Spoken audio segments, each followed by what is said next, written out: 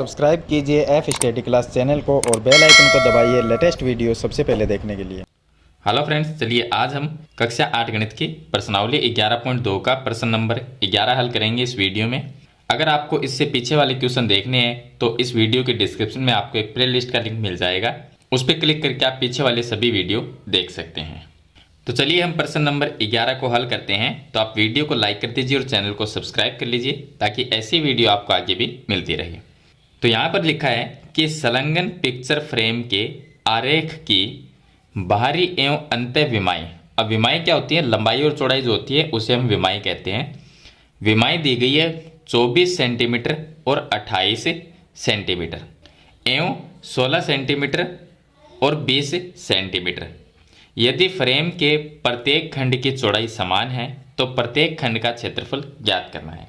तो अब देखिए यहाँ पर ये हमें एक फ्रेम दी गई है जिसकी लंबाई और चौड़ाई हमें दी गई है।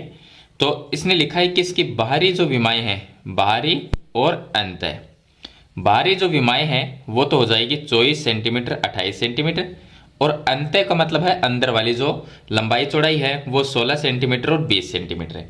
तो बाहर की देखिए जो बड़ी भुजा है, ये बड़ी भुजा है तो ये 28 सेंटीमीटर की और ये है 24 सेंटीमीटर की, और ये अंदर वाली जो भुजा है ये 16 सेंटीमीटर की है और ये 20 सेंटीमीटर की है। तो इसका जो खंड बने हुए हैं, खंड का मतलब ये देखिए एक ये खंड है, एक ये है, एक ये और एक ये, इस तरह से 4 खंड है इसमें। इसका क्षेत्रफल ज्ञात करना है और इसमें यह भी लिखा है कि फ्रेम के प्रत्येक खंड की चौड़ाई बराबर है। यानी ये जो खंड बना हुआ है इसकी चौड़ाई मान लीजिए यहाँ से ये चौड़ाई जो है यहाँ तक, ये चौड़ाई जितनी भी है उतनी ही इसकी चौड़ाई है। यानी कि 4 जो खंड है उनमें चारों की जो चौड़ाई है वो बराबर है। तो ये चौड़ाई सभी की बराबर है।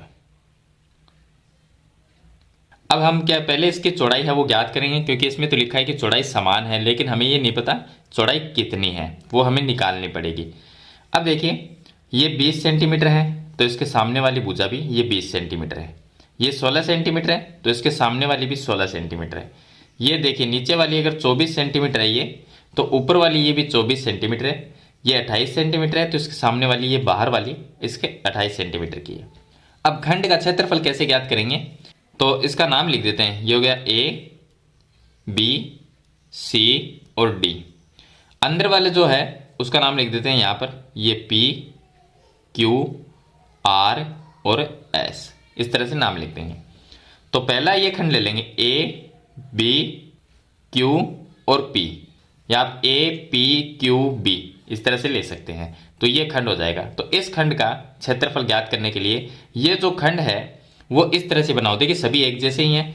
तो बना किस तरह से? इस तरह से बना हुआ है, सभी ऐसे ही है, इस तरह से ऐसे बने हुए हैं। अब इसमें नीचे वाली ये 24 है और ये ऊपर वाली 16 सेंटीमीटर की है। अब यहाँ पर जो ये भुजाएं हैं इनका कोई मान नहीं है, इनका कोई भी मान नहीं है। अगर हमें ऊंचाई लेनी है तो ऊंचाई इस तरह से होगी, ये ऊंचाई होगी, ये ऊंचाई होगी। यानी कि ये जो चौड़ाई हम निकालेंगे वो इसकी ऊंचाई भी कह सकते हैं, इसकी चौड़ाई कह सकते हैं। अगर ऊंचाई के रूप में काम आए तो ऊंचाई आ जाएगी, तो इसमें चौड़ाई आएगी तो ये चौड़ाई के रूप में हम काम में ले लेंगे। अब ये चौड़ाई कितनी है वो निकालनी पड़ेगी। कैसे निकालेंगे देखिए। अब देखिए इसकी चौड़ाई निकालेंगे तो ये पी क्यू 16 सेंटीमीटर है, ए बी 24 सेंटीमीटर है। अगर मैं पी क्यू को इधर थोड़ा सा बढ़ा दूं और इधर भी हम इस तरह से बढ़ा दें तो किसके बराबर हो जाए? ये पी क्यू है वो किसके बराबर? ए बी के बराबर हो गई। ये भुजा ए बी जितनी हो गई। लेकिन हमने ये जो बढ़ाया है वो कितना भाग बढ़ाया? अब इसने लिखा है कि चौड़ाई समान है, यानी जितनी इधर वाली चौड़ाई है उतनी ही इधर वाली चौड़ाई है। तो दोनों तरफ जो हमने बढ़ाया है वो बराबर है। तो देखिए नीचे वाली 24 है, ऊपर वाली 16 है। तो 16 में हमने कितना बढ़ाया कि ये नीचे वाली 24 सेंटीमीटर के बराबर हुई। तो देखिए 4 इधर बढ़ा दिया और 4 इधर बढ़ा दिया, यानी कि 8 सेंटीमीटर अगर हम 16 में जोड़ते हैं तब 24 सेंटीमीटर होते हैं। इसका मतलब हमने दोनों तरफ से 8 सेंटीमीटर बढ़ाया है। तो नीचे वाली भुजा के बराबर ये पी क्यू हो गई, ये इतनी बड़ी हो गई और ये ए बी के बराबर है। अब 8 सेंटीमीटर हमने बढ़ा दिया और दोनों तरफ से जितनी ये चौड़ाई है उतनी ही ये चौड़ाई है। इसका मतलब 8 सेंटीमीटर है उसका आधा कर देंगे। तो 4 सेंटीमीटर हमने इधर बढ़ाया और 4 सेंटीमीटर हमने इधर बढ़ाया। तो ये चौड़ाई कितनी होगी, ये 4 सेंटीमीटर होगी।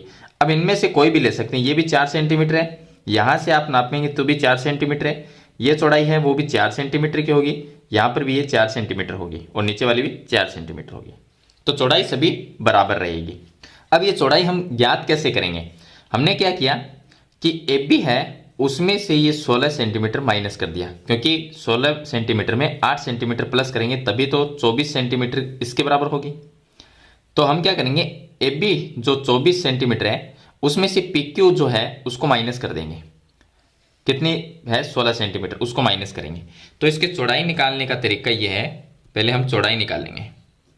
चौड़ाई होगी इसकी जो ए बी है उसमें से माइनस कर देंगे पी क्यू और भाग दे देंगे 2 का। 2 का भाग इसलिए दिया क्योंकि दोनों तरफ से चौड़ाई बराबर है, एक चौड़ाई ये है और दूसरी इधर है, तो दोनों चौड़ाई बराबर है, इसलिए हम 2 का भाग देके उसको आधा करेंगे। तो ए बी कितनी है, ए बी है 24 सेंटीमीटर और पी क्यू है वो 16 सेंटीमीटर है, 16 सेंटीमीटर बटे 2 लिख देंगे।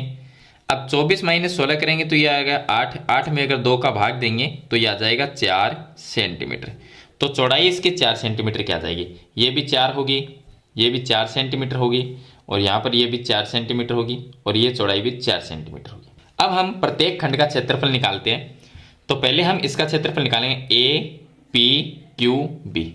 तो यहाँ पर लिखेंगे ए पी क्यू बी का क्षेत्रफल। इसका अगर हम क्षेत्रफल निकालेंगे तो ये जो आकृति, ये जो खंड है वो एक समलम चतुर्भुज के जैसा है और समलम चतुर्भुज के क्षेत्रफल का सूत्र होता है 1/2 गुणा समांतर भुजाओं का योग। समांतर कौन सी होगी, एक तो ये होगी और एक नीचे वाली ये समांतर होगी, तो ये और ये भुजा समांतर है।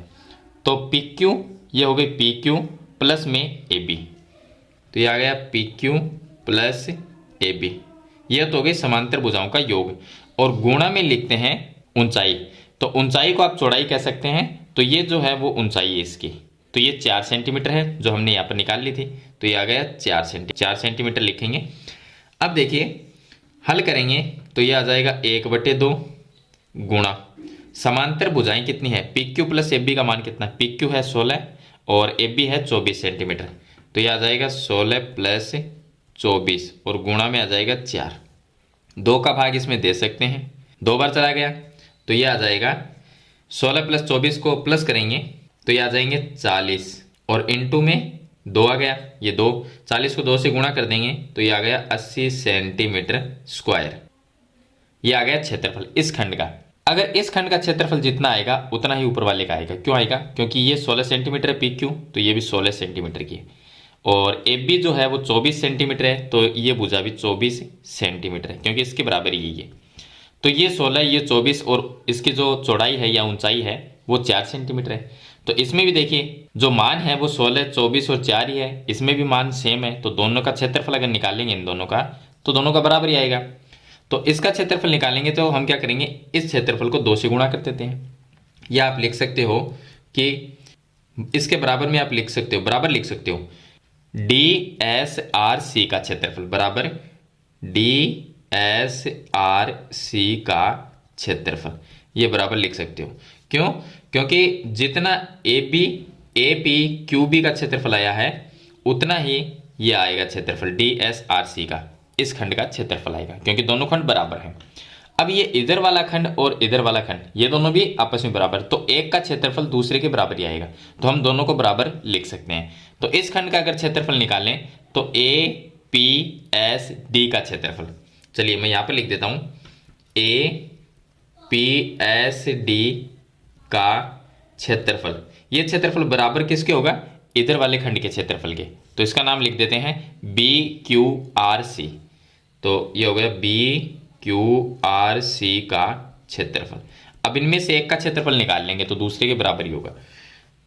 तो ए पी एस डी इसका अगर क्षेत्रफल निकालते हैं तो ये जो आकृति है, ये जो खंड है वो भी ऐसा ही है, सेम टू सेम, बड़ा जरूर है इससे लेकिन है तो ऐसा ही। तो ये समलम चतुर्भुज है और समलम चतुर्भुज जो होता है उसके क्षेत्रफल का सूत्र होता है 1/2 गुणा में समांतर भुजाओं का योग। अब इसमें समांतर भुजा एक तो ये है और एक ये है, देखिए इसके बराबर ही होगी, ये 20 है तो ये भी 20 होगी, ये 28 है तो ये भी 28 होगी, तो 20 + 28 तो यह आ जाएगा 20 प्लस 28 ये आ जाएगा, और गुणा में ऊंचाई जो है वो जो चौड़ाई है वो आ जाएगी 4 सेंटीमीटर।